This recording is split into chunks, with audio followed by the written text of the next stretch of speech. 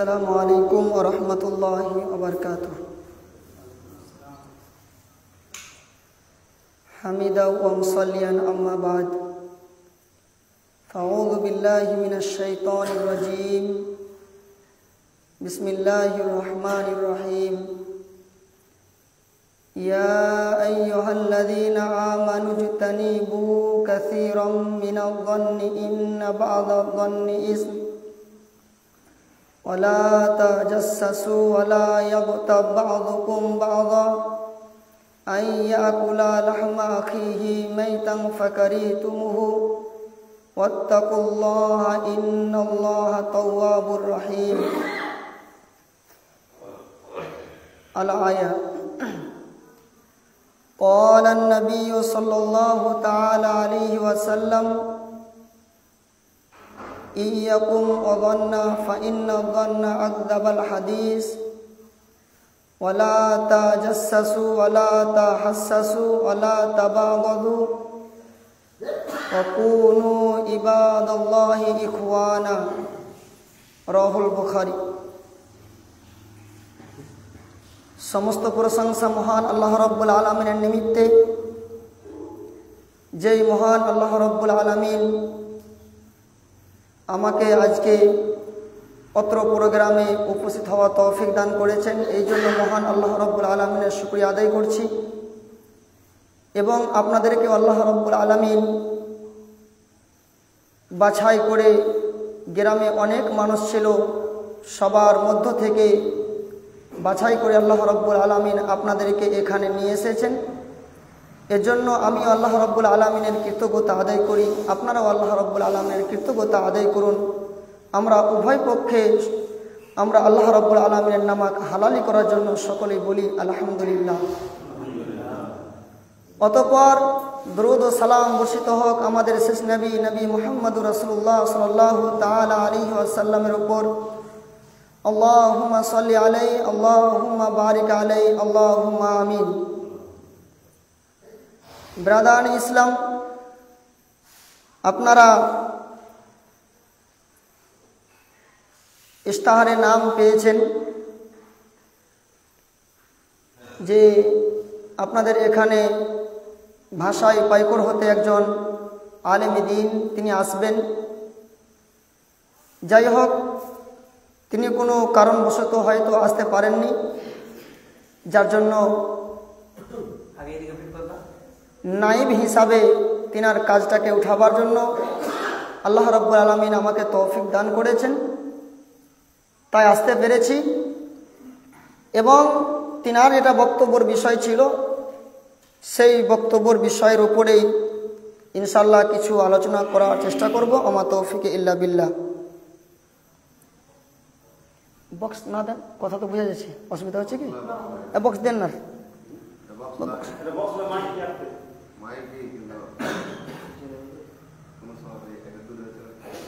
না না না, এটাই ঠিক আছে, দিন না। পবিত্র কোরআনুল কারীমের ছোট্ট একটি আয়াত তেলাওয়াত করলাম। সূরা হুজরাত 49 নম্বর সূরার 12 নম্বর আয়াত, এবং একটি হাদিস পড়েছি সহিহ বুখারীর হাদিস নাম্বার 4849 নম্বর হাদিস। ইনশাআল্লাহ সেই কোরআন এবং হাদিসকে সামনে রেখে আমি আমার নির্দিষ্ট সময়কে লক্ষ্য রেখে এবং নির্দিষ্ট বিষয়ের উপরে বক্তব্য রেখে আমি আমার সময়কে ইতি করার চেষ্টা করব। আমা তৌফিক ইল্লা বিল্লাহ। আজকে যেটা বক্তব্যের বিষয়, সেই বক্তব্যের বিষয়টা অত্যন্ত গুরুত্বপূর্ণ। সেটা ছিল গীবত কি এবং তার পরিণতি কি, এটা ছিল বক্তব্যের বিষয়। আর আমি যে আয়াত পড়েছি সে আয়াতে 3টি বিষয় ঢুকে রয়েছে। এক, ধারণা; 2, কোনো মানুষের গোপনীয় বিষয় অনুসন্ধান না করা; 3, একে অপরের পশ্চাতে পরনিন্দা না করা। এই তিনটা কাজ করতে গেলে আমাদের পরিণাম কি আল্লাহ রাব্বুল আলামিন সে আয়াতের শেষ অংশে তিনি স্পষ্ট করে দিয়েছেন। তো আজকে যেটা আমার বক্তব্যের বিষয়, যে তিনটা পয়েন্টের উপরে কোনটা আলোচনা করব। যদি দেখা যায় আল্লাহ রাব্বুল আলামিন এখানে তিনটা পয়েন্ট, তিনটা বিষয়কে স্পষ্ট করেছেন এবং সেই তিনটা বিষয়েরই পরিণাম এক। তো আমি যেটা মনে করছি যে আল্লাহ রাব্বুল আলামিন এই আয়াতে প্রথমে তিনি ধারণাকে নিয়ে এসেছেন যে তোমরা ধারণা করা থেকে বেঁচে থাকো। অধিক ধারণা এগুলো হচ্ছে মহাপাপ, শুধু পাপ নয়, মহাপাপ। আর দ্বিতীয়টা হচ্ছে কি, যে অপরের কোনো বিষয় খুঁজে বের করা যাবে না, অত তথ্য নেওয়া যাবে না, চাই ভালো হোক চাই মন্দ হোক। কোনো মানুষের ভালো বিষয়টাও বেশি খুঁটিনাটি করে বাছাই করা যাবে না, খোঁজা যাবে না, এটাও হারাম। এবং কোনো মন্দ বিষয় কে কি করেছে না করছে এটাও খোঁজা যাবে না, এটাও হারাম। এবং 3 নম্বরে সেটা হচ্ছে একে অপরের পশ্চাতে পরনিন্দা করা, গীবত করা, এটাও হারাম। এখন যেটা আজকের বক্তব্যের বিষয় সেটা হচ্ছে এই তিনটার মধ্যে সর্বশ্রেষ্ঠটা। তো আমি যেটা মনে করি যে আল্লাহ রাব্বুল আলামিন যেভাবে তিনি সাজিয়েছেন, তো আমিও সেইভাবে শুরু করি। আর আমার যা সময়, সেই সময়ে যেটা প্রথম বিষয় সেটাও যদি মনে করি যে আমি আমার ইচ্ছা মতো আমি প্রকাশ করব, তাও আমার দ্বারা দিয়ে এই সময়ে সম্ভব নয়। যদি দ্বিতীয় পয়েন্ট আলোচনা করি সেটাও সম্ভব নয়, তৃতীয় পয়েন্ট আলোচনা করি এটাও সম্ভব নয়। এর জন্য যারা আজকে উপস্থিত আছেন আমি অনুরোধ করছি, সেটা হচ্ছে এই যে আজকের বক্তব্যের বিষয় এই আয়াতের তাফসির, এই আয়াতের ব্যাখ্যা। এই আয়াতের তাফসির হিসাবে তাহলে সম্পূর্ণ তাফসির না করে আমি শুধু এই আয়াতের সামান্য একটা শব্দের তাফসির করে ইনশাআল্লাহ শেষ করব। এতে রাজি আছেন তো? নাকি বলেন যে প্রথম দুটা বাদ দিয়ে শেষ কাটা ধরবো? কোনটা? তিনটার মধ্যে যেটা, না তিনটা একসাথে আমার দ্বারা সম্ভব নয়, একটাই পারবো না ক্লিয়ার করতে। তো যাক, আল্লাহ রাব্বুল আলামিন তিনি যেটা আমাদেরকে এই আয়াতের প্রথম অংশে আল্লাহ রাব্বুল আলামিন যেটা নিয়ে এসেছেন ধারণা। এবার যদি আমরা দেখতে চাই যে মানুষ একে অপরের দোষ খুঁজে বেড়ায়, এর মূল কারণ সেটা হচ্ছে ধারণা, তাই না? মানুষ একে অপরের গীবত করে, এর মূল কারণ হচ্ছে ধারণা। তার মানে ধারণাটাই হচ্ছে এর থেকেও জটিল এবং কঠিন। এজন্য আমি মনে করি এই আয়াতের প্রথম অংশটা আজকে তাফসীর করি, ইনশাআল্লাহ বাকি অংশগুলো পরে আলোচনা হবে। প্রথমত আপনাকে আমি শিখিয়ে রাখি, তা হচ্ছে এই যে ধারণা হচ্ছে 3 প্রকার, মনে রাখবেন। আল্লাহ রাব্বুল আলামিন অত্র আয়াতে তিনি স্পষ্ট করেছেন সূরা হুজরাত 49 নম্বর সূরার 12 নম্বর আয়াতে, ইয়া আইয়ুহাল্লাযীনা আমানু জিতানিবু কাসীরাম মিনায-যন্নি ইন্না বা'দা-যন্নি ইসম। হে ঈমানদারগণ, তোমরা ধারণা করা থেকে বেঁচে থেকো, কারণ অনেক ধারণা সেইগুলো হচ্ছে পাপ। আমরা মানুষ, কাউরের প্রতি আমরা ধারণা করি, জানি না যে এই কাজটা সে করে, কি উদ্দেশ্য করে না করে আমরা জানি না। আমরা মনে মনে যেটা ধারণা ভেবে নিই বা আমাদের মন যেটা বলে সেটাকেই আমি আবার বলে বেড়াই। তো এই যে আমাদের তখন গীবত শুরু হয়ে যায়। কিন্তু এই যে গীবত শুরু হওয়া যেটা জ্বর, মূল জ্বর, সেটা হচ্ছে কি? ধারণা। তো ধারণা এটা হচ্ছে অত্যন্ত গুরুত্বপূর্ণ বিষয় এবং এই বিষয় আমাদেরকে অবশ্যই জানতে হবে। যদি আমরা ধারণাটাকে দূর করতে পারি ইনশাআল্লাহ, তাহলে আমাদের দ্বারা দিয়ে গীবত হবে না, আমাদের দ্বারা দিয়ে ফাটাল হবে না, আমাদের দ্বারা দিয়ে অশান্তি আসবে না, আমরা সবাই একতা থাকবো, আমাদের মাঝে বিচ্ছিন্নতা হবে না। তার জ্বর, তার মূল সেটা হচ্ছে কি? ধারণা। পৃথিবীতে ভাইয়ের সঙ্গে ভাইয়ের মারামারি, বাপের সাথে বেটার মারামারি, এই যে অশান্তি পাড়া প্রতিবেশীর সাথে, এইগুলো হওয়ার মূল কারণ সেটা হচ্ছে কি? ধারণা। ধারণা করেই, ধারণা হচ্ছে এর জ্বর। বাকি যেগুলো গীবত আরো ইত্যাদি ইত্যাদি, মারামারি, খুনাখুনি, হানাহানি, ঝগড়াঝাটি যা আছে, এগুলো হচ্ছে এর শাখা প্রশাখা। এজন্য আমি মনে করছি যে আগে জ্বরটাকে নিয়ে আলোচনা করি। দেখুন তো আল্লাহ রাব্বুল আলামিন তিনি যে আমাদেরকে বললেন, এই ঈমানদারগণ, ইজতানিবু, তোমরা বেঁচে থেকো, কাসীরাম মিনাল যন্নি, তোমরা বেশি ধারণা করা থেকে বেঁচে থেকো। কারণ ইন্না বা'দা যন্নি ইসম, কতগুলো ধারণা আছে, তুমি ভাবতে যাচ্ছ এক, কিন্তু জিনিসটা আছে আর এক। এটা দিয়ে তোমার কি হয়ে যাবে? তোমার ইহকালও বরবাদ, পরকালও বরবাদ। ইহকালও তোমার মানুষের কাছে অসম্মান, এবং পরকালেও তোমার আখিরাত, তোমার জান্নাত চলে যাবে। এর জন্য এই ধারণা থেকে আল্লাহ রাব্বুল আলামিন তিনি আমাদেরকে বাঁচতে বললেন। তাহলে আপনি বলবেন, মুনি সাহেব, তাহলে কি আমি কি কোনো ধারণা করতে পারবো না?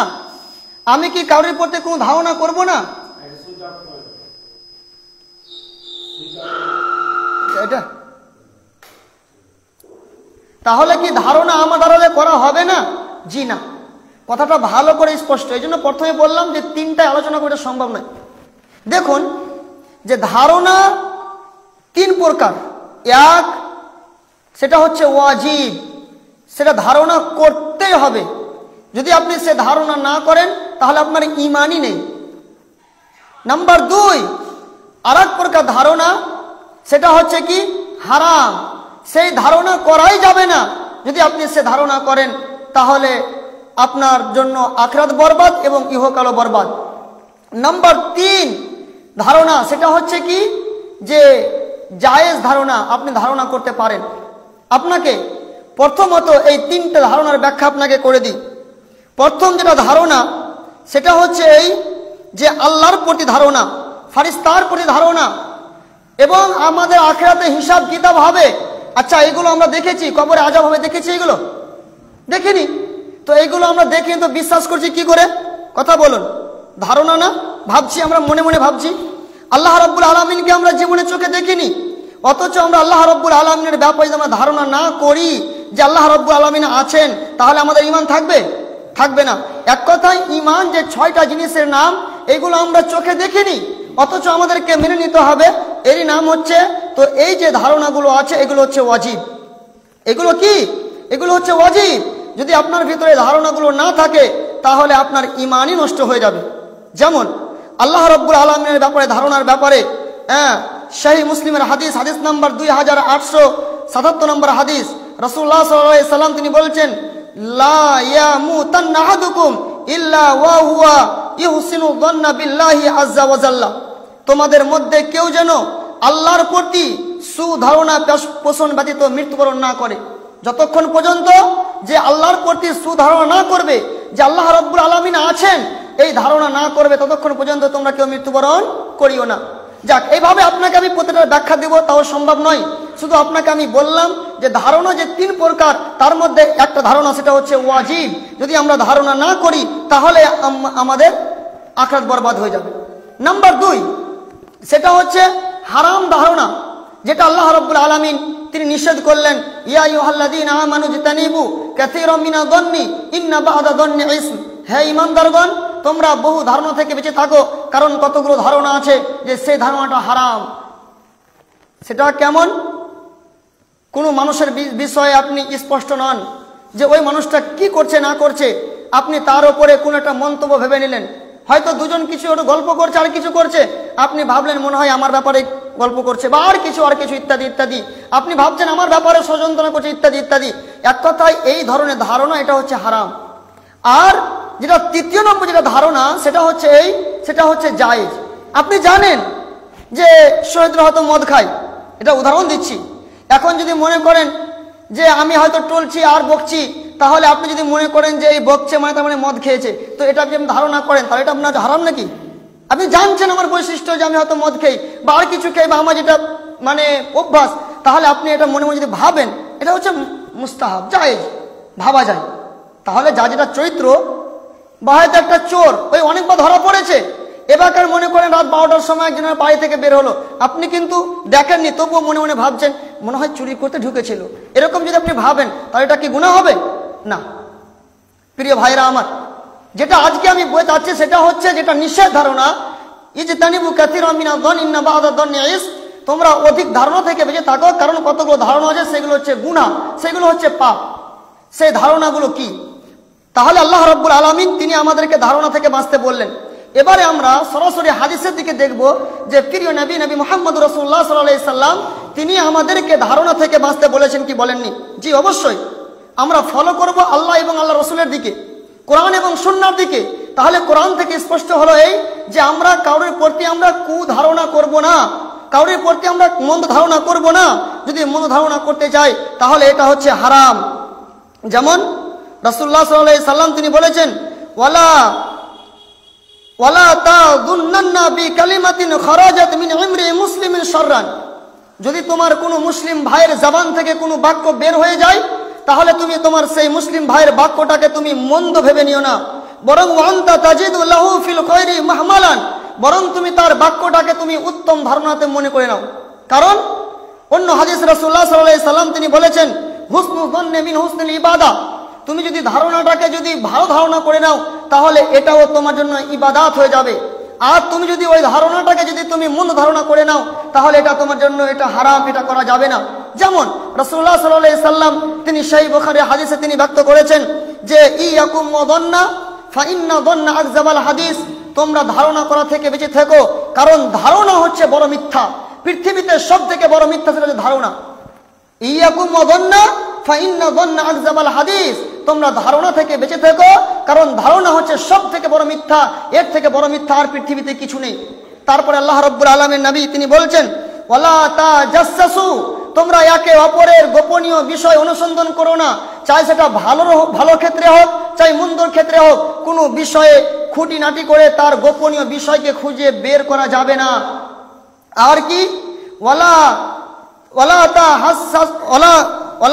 হাসাদু, এবং তোমরা একে অপরের ভাইয়ের প্রতি মুসলিম ভাইয়ের প্রতি হিংসা হাসাদ করবে না। ওয়ালা তাবাগাদু, এবং তোমরা একে অপরের শত্রুতা এবং হিংসা হাসাদ এগুলো করবে না। ওয়া কুনু ইবাদাল্লাহি ইখওয়ানা, বরং তোমরা পরস্পরে মুসলিম হিসাবে তোমরা প্রত্যেকে ভাই ভাই হয়ে যাবে। আল মুসলিম ওয়া আখুল মুসলিম, একজন মুসলমান হচ্ছে আরেকজন মুসলমানের ভাই। অতএব তোমরা প্রত্যেকে কুনু ইবাদাল্লাহি ইখওয়ানা, তোমরা সবাই আল্লাহর বান্দা এক হয়ে যাও। সুপ্রিয় ভাই ও বন্ধুরা আমার, যেটা আপনাকে আমি বোঝাচ্ছি সেটা হচ্ছে এই, প্রথমত আপনাকে আমি সংক্ষেপে যেটা বুঝালাম তা হচ্ছে এই যে পবিত্র কোরআনুল কারীমে আল্লাহ রাব্বুল আলামিন তিনি আমাদেরকে ধারণা থেকে বাঁচতে বললেন, তাই না? এবং হাদিসে রাসূলুল্লাহ সাল্লাল্লাহু আলাইহি সাল্লাম তিনি আমাদেরকে ধারণা থেকে তিনি বাঁচতে বলেছেন। এবারে আপনাকে আমি এই পয়েন্টটা বাদ দিয়ে আর একটু এগিয়ে যাই, সেটা হচ্ছে এই যে রাসূলুল্লাহ সাল্লাল্লাহু আলাইহি সাল্লাম তো আমভাবে তিনি বলেছেন, প্র্যাকটিক্যালে রাসূলুল্লাহ সাল্লাল্লাহু আলাইহি সাল্লামের জিন্দেগিতে এমন কোন মানুষ যে কারোর প্রতি খারাপ ধারণা করেছে আর রাসূলুল্লাহ সাল্লাল্লাহু আলাইহি সাল্লাম তাকে সঙ্গে সঙ্গে সেই ধারণাটাকে দূর করেছেন, এমন কি কোনো ঘটনা কোনে ঘটেছে? জি হ্যাঁ, আপনাকে একটি চমৎকার ইতিহাস সহিহ বুখারীর হাদিস, কিতাবুল মাগাজির হাদিস, জিলদে সানির হাদিস বুখারীর একদম চমৎকার হাদিস। সেটা হচ্ছে কি যে রাসূলুল্লাহ সাল্লাল্লাহু আলাইহি সাল্লামের হাতেম বিন বালতা নামে একজন সাহাবী তিনি করেছিলেন কি যে রাসূলুল্লাহ সাল্লাল্লাহু আলাইহি সাল্লাম অর্থাৎ মুসলমানদের তিনি গোপনীয় একটা চিঠি একজন মহিলার মাধ্যম দিয়ে তিনি মক্কা পাঠাচ্ছিলেন। কিসের জন্য মক্কা পাঠাচ্ছিলেন? যে আচ্ছা সেটা পরে স্পষ্ট হয়ে যাবে। তো তিনি মক্কার চিঠি পাঠাচ্ছিলেন। তো আল্লাহ রাব্বুল আলামিন সঙ্গে সঙ্গে তিনি ওহী অবতীর্ণ করলেন যে এই ব্যাপার তোমাদের মদিনাতে যে তোমাদের চুক্তি বা যে পরামর্শ তোমরা করেছো গোপন পরামর্শ, তো সেই তোমাদের গোপন পরামর্শ এই চিঠি তোমাদের জন্য প্রচার করে দিয়েছে, তাদের কাছে খবর চলে গেছে।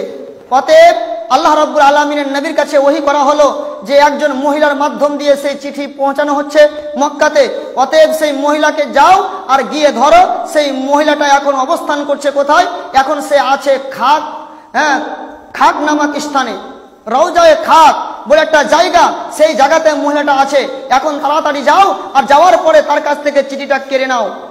আলী রাদিয়াল্লাহু তাআলা আনহু তিনি বলছেন যে রাসূলুল্লাহ সাল্লাল্লাহু আলাইহি সাল্লামের কাছে ওহী হয়ে গেল।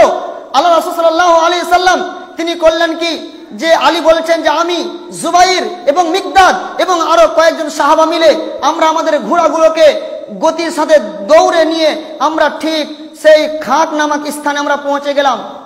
রাসূলুল্লাহ সাল্লাল্লাহু আলাইহি সাল্লাম যে বলেছেন যে উম্মুক জায়গাতে একজন মহিলা আছে, তার কাছে চিঠি আছে, সেই চিঠিটা তোমরা নিয়ে এসো, যেমন করে হোক নিয়ে আসতে হবে, না হলে আমাদের সেই গোপনীয় আমাদের পরামর্শ এইগুলো মক্কার মুশরিকদের কাছে পৌঁছাচ্ছে। তিনারা যখন গেলেন, যাওয়ার পরে এটা বিশ্বাস যে রাসূল বলেছে মানে ঠিক অবশ্যই আছে। দেখুন এখানে একটা স্পষ্ট করি যে আল্লাহ সাল্লাল্লাহু আলাইহি সাল্লাম তিনি জবান থেকে যে কোনো কথা বার করতেন, সাহাবা ইকরামদের ঈমান কেমন ছিল, সঙ্গে সঙ্গে সেটাকে মেনে নিতেন, এটা নিশ্চিত হবেই হবে, এটা কোনো সন্দেহ নেই। আলী রাদিয়াল্লাহু তাআলা আনহু, জুবাইর, মিকদাদ, এই সমস্ত সাহাবা ইকরাম যেমনই সেই জায়গাতে চলে গেলেন, সেই জায়গাতে চলে যাওয়ার পর এবার দেখছেন একজন মহিলা, সেই মহিলাকে বলা হলো, দাঁড়ার পর বলছে, এই মহিলা তোমার কাছে যে পত্র আছে সেই পত্রটা বার করো।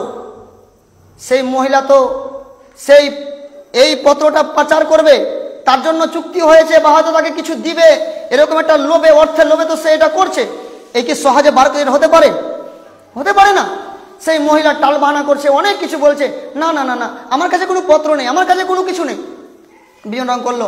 আলী বলছেন যে রাসূল আমাদেরকে বলেছেন মানে এটা সন্দেহের কোনো অবকাশ নেই, তোমার কাছে পত্র আছে, তুমি বার করো। তুমি বার করবে না তোমাকে উলঙ্গ করবো, বলো তোমার কাপড় খুলে চেক করব। যখন আলী রাদিয়াল্লাহু তাআলা আনহু তিনি যখন রেগে এমন কথা ভয় দেখালেন, তাহলে কোনো কোনো পরিস্থিতিতে মানুষকে এইভাবে তাকে ভয় দেখানো যায় বা কোনো কোনো পরিস্থিতিতে মানুষকে তাকে উলঙ্গ করা যাবে, এটা যাবে। যেমন এখান থেকে একটা মশলা ইস্তেমাল, সেটা হচ্ছে এই যে যেমন যে সমস্ত মহিলারা সিজার হয়, তো আমরা করি কি, যারা সিজার করে এরা পুরুষ না মহিলা? পুরুষ। তাহলে এটা একটা জটিল পরিস্থিতি। তো যদি কোনো মহিলা যদি মানে পুরো ডাক্তারের কাছে যদি সিজার করে, তাহলে সিজার করা যাবে না? যাবে না, যাবে। এটা হচ্ছে এর প্রমাণ। প্রিয় ভাইরা আমার, কথাটা হচ্ছে এই যে আলী রাদিয়াল্লাহু তাআলা আনহু তিনি বললেন, শোনো তুমি যদি পত্র না বার করে দাও তাহলে তোমার কাপড়কে খুলে নিব, উলঙ্গ করে তোমার চেক করবো। যেমন এমন ভয় দেখাচ্ছেন, তেমনি আলী মহিলাটা করলো কি, তার চুলের খোপা থেকে সেই পত্রখানা বার করে আলীকে দিয়ে দিলেন। আলী রাদিয়াল্লাহু তাআলা আনহু সেই চিঠিটা নিয়ে মদিনায় পৌঁছালেন। রাসূলুল্লাহ সাল্লাল্লাহু আলাইহি সাল্লাম যদি চিঠিটা পড়ে দেখছেন, তো এই চিঠিতে কি লেখা আছে, এখানে কি লেখা আছে যে এই পত্রটি হচ্ছে হাতেম বিন বালতার পক্ষ থেকে। তার মানে হাতেম বিন বালতা এটা হচ্ছে একজন মুহাজির সাহাবী, মক্কা ছেড়ে নিজের স্ত্রী, বিবি, বাচ্চা, নিজের মাল, ধন, জমি, জায়গা সবকে ত্যাগ করে দিয়ে মদিনা চলে গেছে। ইসলামের মহব্বতে, ঈমানকে বাঁচাবার জন্য। অথচ একজন সাহাবীর মাধ্যম দিয়ে এত বড় কাজ হয়ে গেল। আল্লাহ রাসূল সাল্লাল্লাহু আলাইহি সাল্লাম চিঠি পড়ার পর দেখছেন আশ্চর্য ব্যাপার, এটা তো আমার সাহাবীদের যারা মক্কা থেকে মদিনা এসেছে, নিজের বিবি, বাচ্চা, সংসার সবকে ত্যাগ করে দিয়ে, তার দ্বারা দিয়ে যদি, তো আল্লাহ রাসূল বলছেন হাতেম বিন বালতা তোমার দ্বারা দিয়ে এত বড় কাজ তুমি এটা কি করে করতে পারলে? হাতেম বিন বালতা রাসূলকে বলছে, আল্লাহ রাসূল আপনি আমার প্রতি কোনো খারাপ ধারণা করিয়েন না, আমি এটা কোনো খারাপ উদ্দেশ্যে করিনি, আমি এজন্য করেছি যে সেখানে আমার বিবি বাচ্চা আছে, আমার আত্মীয়রা আছে, যে আমি শুধু এটা যে আমি যদি তাদেরকে হয়তো এই সামান্য খবরটা পৌঁছে দিই, তাহলে হতে পারে যে আমার বিবি বাচ্চা এরা সবাই নিরাপদে থাকবে, এই উদ্দেশ্যে যে তারা হয়তো ভাববে যে হাতেম বিন বালতা গেছে, কিন্তু হাতেম বিন বালতা আমাদের পক্ষে আছে, এটা শুধু আমি এটাকে বজায় রাখার জন্য আমি এটা করেছি। আল্লাহ রাসূল সাল্লাল্লাহু আলাইহি সাল্লামকে যখন এই কথা বললেন, তখন রাসূলুল্লাহ সাল্লাল্লাহু আলাইহি সাল্লাম তিনি খারাপ কোনো ধারণা করলেন না। অথচ কত বড় একটা ঘটনা ঘটলো। আল্লাহ সাল্লাল্লাহু আলাইহি সাল্লাম তিনি বললেন, তুমি সত্যই বলেছো। কিন্তু আমরা জানি যে উমর রাদিয়াল্লাহু তাআলা আনহু তিনি কি ছিলেন, অত্যন্ত তিনি রাগী মানুষ, টাকি মানুষ, কথায় কথায় রেগে যেতেন। উমর রাদিয়াল্লাহু তাআলা আনহু বললেন, আল্লাহ রাসূল আপনি খালি হ্যাঁ বলুন আর গর্দন করিয়ে দিব, এত বড় মুনাফিক কাজ করতে পারে, এত বড় ধোঁকা দিতে পারে? আল্লাহ রাসূল বলছেন, এই উমর শোনো, এই যে কথাটা বলছে কথাটাকে মেনে নাও, এরপর খারাপ ধারণা করিও না। আল্লাহ রাব্বুল আলামিন আর এই যে হাতেম বিন বালতা, এই যে একজন সাহাবী, এই সাহাবীটা যেমন তেমন সাহাবী নয়। এই সাহাবী হচ্ছে কি, আল্লাহ ইন্নাহু কদ শাহিদা বদরান। আল্লাহ রাসূল উমরকে বলছে, উমর তুমি তোমার রাগ ঠান্ডা করো। ইন্নাহু কদ শাহিদা বদরান, এটা হচ্ছে সেই বদরের যুদ্ধে উপস্থিত থাকা একজন সাহাবী। আর আল্লাহ রাব্বুল আলামিন সেই বদরের যুদ্ধের দিন তিনি এলান করে দিয়েছেন, তিনি ঘোষণা করে দিয়েছেন। কি ঘোষণা করেছেন? ওয়ামা ইদরিকা লাআল্লাহু আন ইয়াকুনা ক্বাদ আতালা আলা আহলিহি ইয়াদ বদরিন ফাকালা ইমালু মা শিতুম ফাকাদ গাফারতু লাকুম। এই বদরি সাহাবী যারা যারা আজকে বদরের যুদ্ধে উপস্থিত হয়েছে, তোমাদের দ্বারা দিয়ে তোমরা যতদিন বাঁচবে তোমাদের দ্বারা দিয়ে যতই বড় গুনাহ হয়ে যাক না কেন, গুনাহ করার আগে আমি মাফ করে দিলাম। উমর, তুমি এত বড় সাহাবীর উপরে তুমি এত বড় কুধারণা করছো, এটা খবরদার করিও না। উমর রাদিয়াল্লাহু তাআলা আনহুকে এই কথা বলে রাসূলুল্লাহ সাল্লাল্লাহু আলাইহি সাল্লাম তিনি সান্ত্বনা দিলেন এবং আল্লাহ রাব্বুল আলামিন সেই সঙ্গে সঙ্গে সেই আয়াত অবতীর্ণ করে দিলেন। কি বললেন?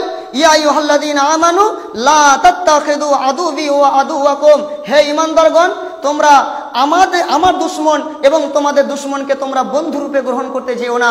তার মানে হাতেম বিন বালতার জন্য আল্লাহ রাব্বুল আলামিন আয়াত অবতীর্ণ করলেন যে তুমি হয়তো ভাবছিলে যে আমি ওদেরকে চিঠিটা দেব তো হয়তো আমার প্রতি তাদের মহব্বত থাকবে। আল্লাহ রাব্বুল আলামিন আয়াত নাযিল করলেন, ইয়া আইয়ুহাল্লাযীনা আমানু লা তাত্তাখিযু আদুওয়ি ওয়া আদুওয়াকুম। যে আমার শত্রু হতে পারে, যে তোমাদের শত্রু হতে পারে, তাকে তোমরা বন্ধুরূপে গ্রহণ করিও না। এটা সম্পূর্ণ আয়াত আছে, আমি শুধু খালি আপনাকে ইশারা করলাম। প্রিয় ভাই আমার, তাহলে রাসূলুল্লাহ সাল্লাল্লাহু আলাইহি সাল্লাম তিনি তিনার জীবনে অনেক ধারণা এগুলো চেঞ্জ করেছেন। আর একটা কথা বলি, আর একটা হাদিস বলি। রাসূলুল্লাহ সাল্লাল্লাহু আলাইহি সাল্লামের জামানায় একজন পুরুষ এসে বলছে, আল্লাহ রাসূল, এই ঘটনা। কি ঘটনা? যে আমার স্ত্রীর একজন সন্তান হয়েছে, তো ছেলেটা কালো, অথচ আমার রং সাদা, আমার স্ত্রীর রং সাদা, এই কালো সন্তানটা আসলো কোথায় থেকে? তিনার এটা রাসূল সাল্লাল্লাহু আলাইহি সাল্লামের কাছে তার স্ত্রীর উপরে ধারণা, কুধারণা।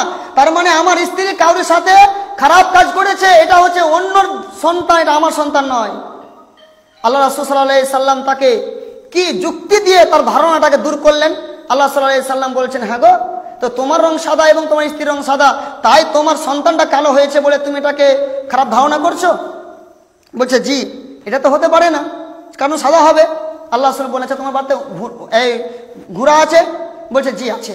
বলছে, আচ্ছা তোমার ঘোড়াগুলোর রং কেমন? বলছে, সব লাল। রাসূল বলছে, আচ্ছা তোমার যতগুলো ঘোড়া আছে সেই ঘোড়াগুলোর মধ্যে লাল বাদ দিয়ে আর অন্য কি কোনো তোমার ঘোড়ার বাচ্চা হোক বা আর কিছু আছে কি, বা চিটকা পুটকা আর কিছু আছে? তখন বলছে, জি আছে। তখন বলা হলো, আচ্ছা যেই বাচ্চাটা চিটকে পুটকা বা অন্য রঙের, ওই বাচ্চাটা যে হয়েছে ওই বাচ্চাটার মাটা কেমন ছিল? বলছে, লাল। আল্লাহ রাসূল বলেছেন, শোনো, তাহলে লাল ওই বাচ্চাটাকে কি করে হলো? ওর মা তো লাল, তো ওই কি করে হলো?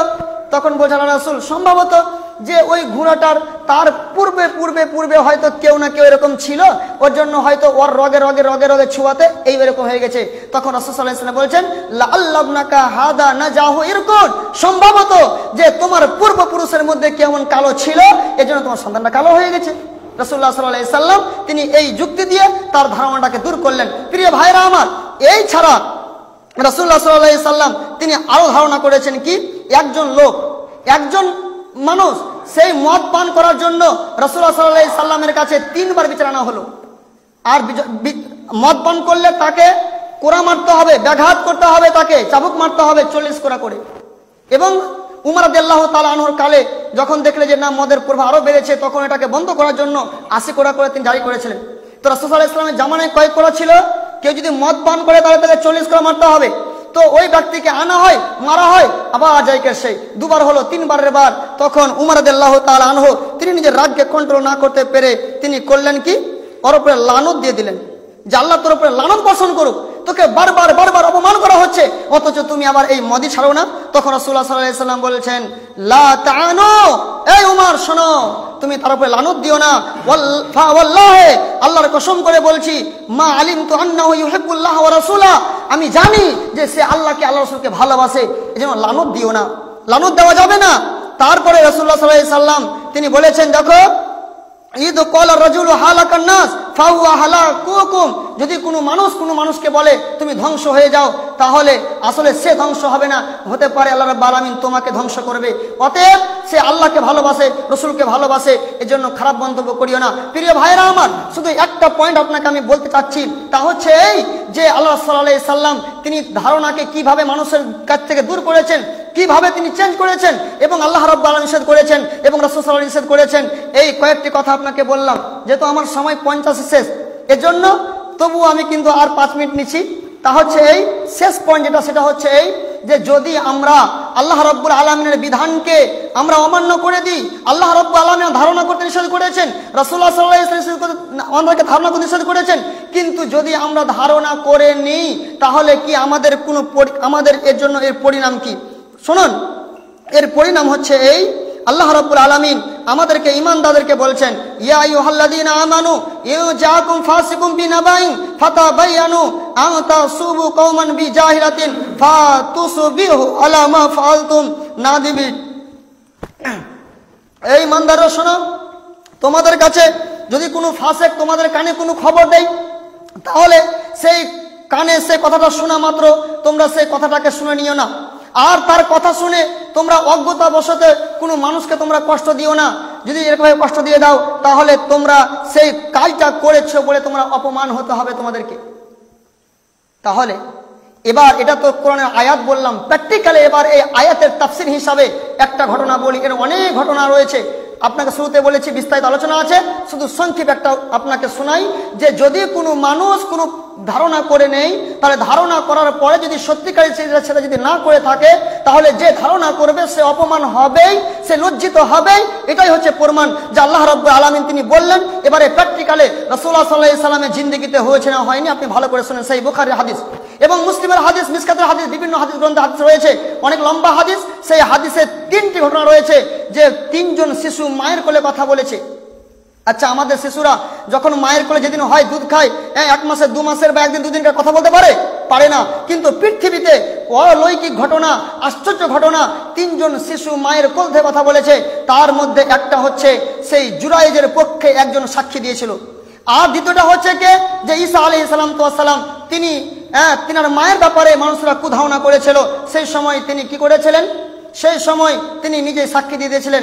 আর আরেকটা ছোট বাচ্চা, যে একজন লোক খুব একদমে ঘোড়া নিয়ে, আর মনে হচ্ছে খুব ধনী ঘরের লোক, আর মনে হচ্ছে খুব অবস্থাশালী। তখন তার মা বলল যে আল্লাহ তুমি আমার সন্তানটাকে এরূপ করিও। তখন সে ছেলেটা সেই উত্তর দিয়েছিল। কি উত্তর দিয়েছিল তবু আমি সংক্ষেপে একটা ছোট ছোট করে বুঝিয়ে দিই। তা হচ্ছে এই যে আল্লাহ রাসূল সাল্লাল্লাহু আলাইহি সাল্লামের হাদিস, যে ঘটনা কি ঘটেছিল, যে 3জন মানুষ, 3জন ছোট শিশু মায়ের কোল থেকে কথা বলেছিল। তার মধ্যে একটা হচ্ছে জুরাইজের পক্ষ থেকে। এই জুরাইজের পক্ষ থেকে ঘটনা কি ঘটেছিল একটু ভালো করে ধ্যান দেন। এখানে অনেকগুলো মশলা শিখবেন, তার মধ্যে একটা হচ্ছে পিতা মাতা কত দামি জিনিস, যারা এটাও আপনি আজকে শিখে যাবেন। দেখুন জুরাইজ, আর একটা কথা আপনাকে স্পষ্ট করে দিই, যে পৃথিবীতে যেই ভালো কাজ করবে তার পিছনে শত্রু হবে, এটাই স্বাভাবিক। আর আপনি ভালো কাজ করবেন, আপনার পিছনে শত্রু হবে না। যদি না হয় তো জানতে হবে আপনার ভিতরে কিন্তু ঢুকে আছে, শত্রু হবে। জুরাইজ তিনি ছিলেন আল্লাহর একজন আবেদ। সেই একটা মসজিদ বানিয়ে সদা সর্বদা সেই শুধু আল্লাহর ইবাদতেই প্রদত্ত, কোনো কিছু করতো না। লোকেদের সবার তার যখন নাম সুনাম হয়ে গেল, সবাই যখন বলছে জুরাইজ একজন আল্লাহর বান্দা, নেককার, এই ওই, তখন মানুষের মধ্যে হিংসা শুরু হলো। যেমন করে হোক ওকে আমরা নিচে নামাবো, এই হিংসা শুরু হলো। এই করে একজন বেশ্যা মহিলাকে ভাড়া করে তার সাথে কন্ট্যাক্ট করে তাকে বলা হলো তুমি ওকে যেমন করে হোক তুমি ফাঁসাও, তারপরে যা লাগে তোমাকে দেওয়া হবে। যাক, অনেক ইতিহাস লম্বা রয়েছে। তো একটা ঘটনা ঘটেছিল। এই ঘটনাটা কেন ঘটেছিল তার আগে কথা বলে দিই। জুরাইজ একদিন নামাজ পড়ছেন, আল্লাহর আবেদ বান্দা, তিনি সবসময় নামাজ পড়তেন, আল্লাহর ইবাদত বান্দায় মশগুল থাকতেন। তার মা এসেছে, তারপরে তাকে ডাক দিচ্ছে, ইয়া জুরাইজ। জুরাইজ সে সময় নামাজে আছে। জুরাইজ ভাবছে, জুরাইজ বলছে মনে মনে, আল্লাহুম্মা উম্মি ওয়া সালাতি, পরওয়ারদিগারে আলম, একদিকে আমার মা দামি, অত্যন্ত দামি জিনিস, আর এদিকে আমার নামাজও দামি জিনিস। তো আমি মায়ের ডাকে সাড়া দিব না, আমি নামাজে যত থাকবো। এই নিয়ে তিনি ভাবলেন যে না, মা দরকার হলে পরে কথা বলা হবে, কিন্তু নামাজটা ছাড়া যাবে না। এজন্য তিনি ভাবলেন যে নামাজকে প্রাধান্য দিলেন, মাকে প্রাধান্য দিলেন না। এজন্য তিনি মায়ের কথা সাড়া দিলেন না। এবার জুরাইজের মা ভাবছে যে আমার ছেলে আমার সাথে কথা বললো না। দ্বিতীয় দিন আবার আসলো, আবার আসার পরে বলছে, ইয়া জুরাইজ।